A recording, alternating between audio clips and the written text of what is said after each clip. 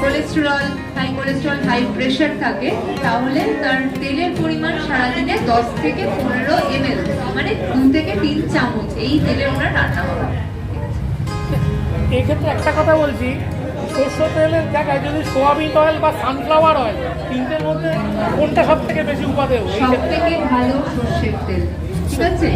সর্ষের তেল সব থেকে ভালো, সানফ্লাওয়ার অয়েলও ভালো, কিন্তু সয়াবিন অয়েল এখানে একটা মানে চলে আসে যে ধরুন আমরা জানি না ডায়াবেটিস আছে কিন্তু তার থাইরয়েড আছে, ঠিক আছে? থাইরয়েডের ক্ষেত্রে আমরা সয়াবিনটাকে বারণ করি, তো সেক্ষেত্রে সয়াবিন তেলটাকেও আমরা বারণ করি।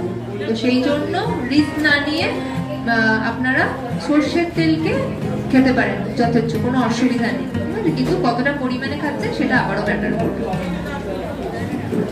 ধন্যবাদ। তো আপনাদের কাছে একটা আমরা ফিডব্যাক ফর্ম দিয়েছিলাম যে